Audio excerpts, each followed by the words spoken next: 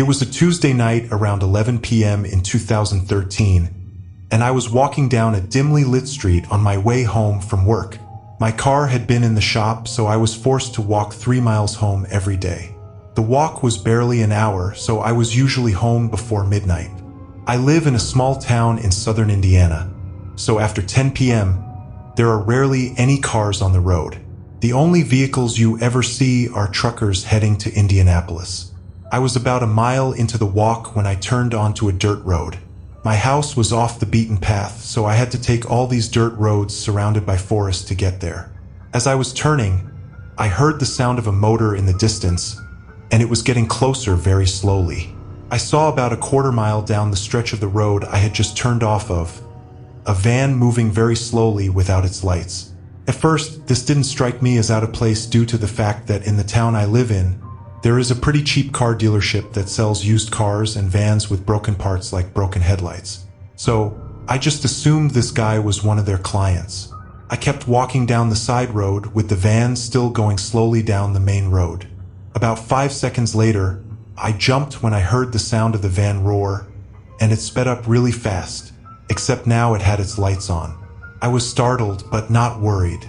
That was until the van got closer to the turn for the side road, about 500 feet away from the turn. The van turned off its lights again and slowed down. Now, I was officially creeped out. I didn't want to seem startled, so I just walked faster down the road. I kept turning back constantly to see if I was being followed. Then, my suspicions became reality as I saw the van turn onto the dirt road. I was only about 500 feet from the van, so I started to walk a lot faster. I didn't want to look back, but I did just to be safe, and what I saw frightened every bone in my body. The van was there, stopped, with both the passenger and driver's doors open. At this point, I ran for my life down the dirt road. I heard what I'm positive was a gunshot not far away, and I really thought this was how I was going to die. I made a quick turn into one of the surrounding forests and hid behind a big rock. I heard what sounded like a middle-aged man not far away say, "I think she went into the woods." And then, to my horror, what sounded like 3 young girls, with one of them responding, "Okay, sir, I'll see if we can find her." Now, I wasn't just fearing for my life, I was worrying I was going to be forced into whatever sick group this was. I covered my mouth, trying not to make any sound, when I heard the man say, "Whoever finds her doesn't have to drink the blood tonight." A million thoughts ran through my head. Is this some sort of satanic cult? Are these girls kidnapped? Will I become one of them? I spent what felt like an eternity sitting behind the rock, scared of every sound I could hear. Then, to my relief, I heard cop sirens nearby. I stayed there just to be safe. When I felt the courage to look from behind the rock, I saw red and blue lights right outside the forest. I ran out screaming for help, and the cops came to me and said, "Ma'am, do you know about this body?" I was confused and said, "What body?" Then I saw, in front of the cop car, the most gruesome thing I will ever see. It was what looked like a naked young woman, gutted, blood everywhere. There was no van in sight. I then explained everything to the cops, the car, the man, the girls who had to drink the blood. The cops said they'd look into it and were nice enough to drive me home. That night, when I couldn't sleep, I looked out my window to see the van, the same one from before, driving slowly without its lights on down my street. This time, I was smart and wrote down the license plate. I called the cops immediately and told them what I saw and gave the license plate number.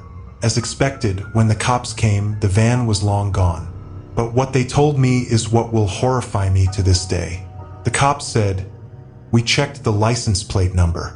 It's a plate registered in South Dakota, but the thing is, we checked with other precincts around the country, and they've gotten reports tonight that there was also a suspicious van with that license plate. One in Vermont, one in Nevada, one in Alaska, and one in Texas." They said, "We'll call you if we get any more information." The cops left, and I never got a call.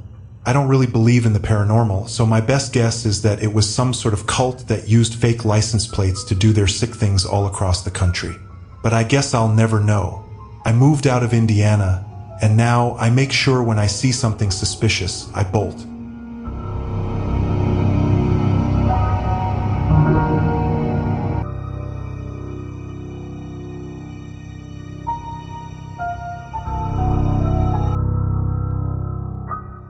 My wife and I live in a normal suburb. We have normal jobs, normal lives, and normal neighbors. We live the, I guess you'd say, standard American lifestyle that most of us are taught by our parents to achieve. Me sitting down to write this story is already saying something because I'm not a writer. The last time I typed something out this long was the last paper I wrote in college. But something happened not that long ago that no one can explain, and it still scares us to this day. My wife, Gianna, and I had a normal day, and after work, we decided to go out to eat for a change. We got back around 9 o'clock. We don't stay up very late on work nights, so by 9:30 we were brushing our teeth, getting ready for bed. By 10 o'clock we were in bed.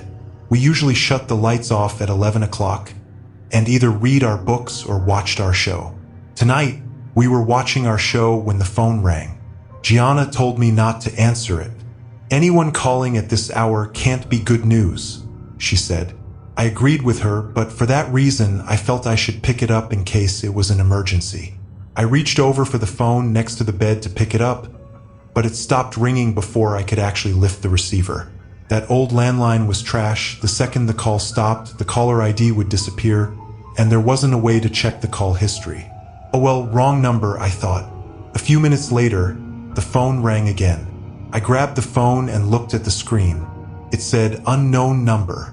Gianna and I both thought that was unusual, especially past 10 o'clock. I feel like there's a generally accepted cutoff time for phone calls, and that's after 9 p.m. I didn't pick up the phone, but right after it stopped ringing, the phone rang again. Suddenly, it felt like an emergency, like, God forbid, something happened to a relative. So I picked up in a hurry. On the other end, it was the voice of my neighbor, Al. He asked me if I knew the man standing out in front of my house. I said, "What are you talking about?" He told me to go outside and then hung up. I found it insanely bizarre the way he just hung up abruptly like that. Gianna's face when I told her what Al had just said was a look of fear. She said, "Don't go out there." I replied, "I'm just going to look out the window." I went downstairs and moved the curtain a bit to look out at the front lawn. There was definitely no one standing outside. I opened the front door, then the storm door, and stepped out onto the front stoop. I looked around and even checked the bushes right in front of the house. Nobody. I got a little annoyed at the idea that Al would prank call us this late on a work night. It also felt a little out of character for him to do that. I went back to bed and told Gianna that no one was out there and that Al was probably messing with us. She was just as confused as I was. The whole situation felt bizarre. She told me to call him, so I did, but it rang and went straight to voicemail. I left a message saying, "Hey, Al, what was that call about? Give me a call back." Then the phone rang again. It said unknown caller once more. I picked up, and it was Al again saying, before I could even speak, "Go outside. There's someone standing outside your house." He said it in a calm, slow voice and then hung up. I got up and said out loud, "All right, what the hell is going on?" I told Gianna to wait here. I went downstairs and back to the window. This time, I saw someone standing right at the end of our walkway where it met the sidewalk. He had a hood over his head, effectively covering his face in darkness. I was honestly shaken. I opened my door and called out, "Can I help you?" The man just stood in place. I threatened him with calling the police. Then the house phone rang again. I closed the front door and went to the kitchen phone. This time, I noticed the caller ID showed my neighbor AL's number. I picked up, and Al said in a much more normal voice, "Hey, I just got your voicemail. What was that about? I didn't call you." I was so confused. I swore to him that he had just called me twice, telling me about a man outside my house. He sounded even more confused than I was. Moments later, he said he didn't see anyone outside my house. I went back to the window to check, and the man who had been standing outside was now gone. I demanded that Al tell me right now if this was a joke, and that if I found out it was, we'd have a problem. Al claimed he was telling the truth. He's not some immature prankster kind of guy. He's a very low-key, respectful person. I had to put him on speaker so Gianna could vouch for me, confirming that we had, in fact, gotten 2 calls from someone who sounded just like him. He did the same, putting his wife on the phone to vouch for him. In the end, what could he really say except that it sounded like someone was pranking us? Eventually, we got off the phone, but I was no less horrified than I was before. I had to go back downstairs one more time to hang up the phone. So I looked outside one more time. The man was still gone. None of us could ever figure out this unexplainable situation.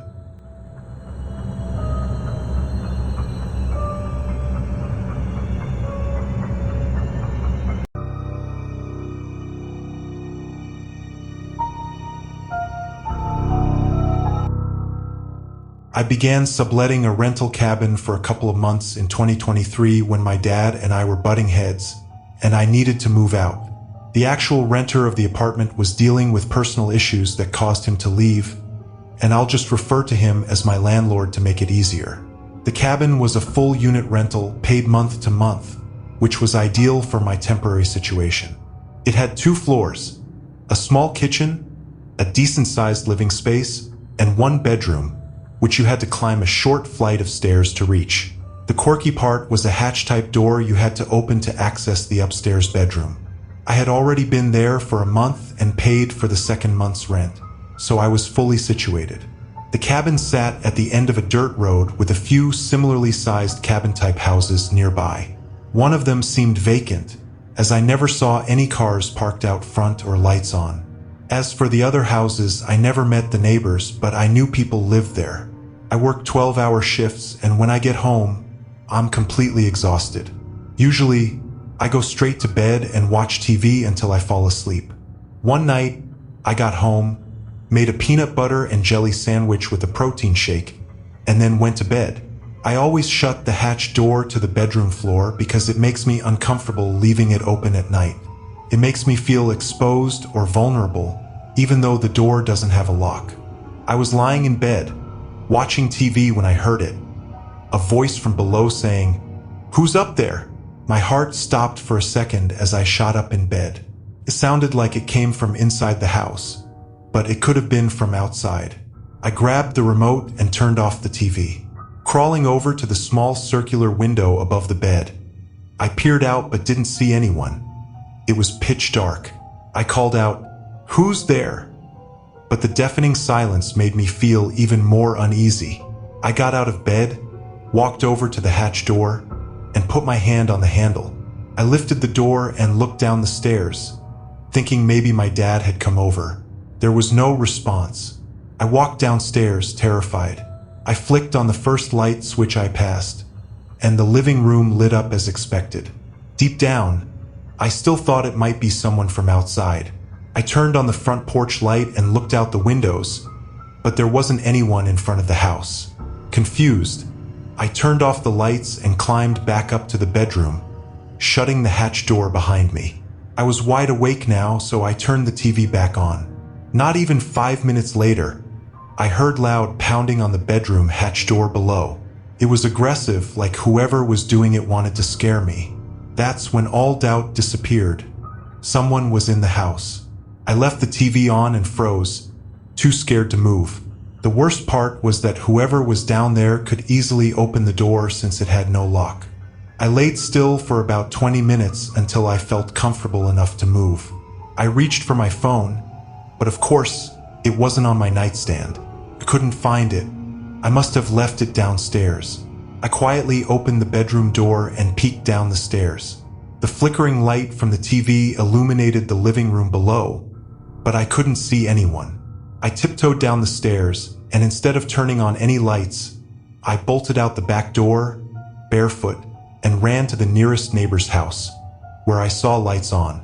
I knocked frantically on the door, and then I noticed someone peering through the window next to the door, staring at me. I didn't know how long they had been watching me. I yelled through the glass, explaining that I was their neighbor and needed to call the police because someone had broken into my house. The person definitely heard me but just stared, not responding. It was unsettling. I backed away from the door, realizing that something about this was off. What if that guy had something to do with it? I quickly returned to my rental through the back door, which I had left closed. Once inside, I locked it and turned on every light in the house, searching for an intruder and my phone. Finally, I found my phone in my car, where I must have left it earlier in the day. Exhausted, I went back inside. The TV was still on upstairs. I climbed the stairs, and when I reached the top, I saw someone sitting on my bed, staring at the TV. It was a man. I screamed, and he slowly turned his head to look at me. Before I could see his face clearly, I ran down the stairs and outside, calling 911 from my phone. I sat in my locked car, watching the house while talking to the operator. I saw someone walking past the backyard, disappearing into the woods. When the police arrived, one officer checked the house and the upstairs room. After I told him what I had seen, he asked if I had anywhere else to stay for the night. Reluctantly, I packed some of my essentials and went back to my dad's house for the night. The next day, I returned to collect the rest of my things. Luckily, the landlord agreed to refund part of my rent. When he asked me what the man looked like, he didn't ask any further questions, which seemed suspicious to me. Between the creepy neighbor ignoring me, the landlord's random urgent need to move out, and someone breaking into the house, something felt off.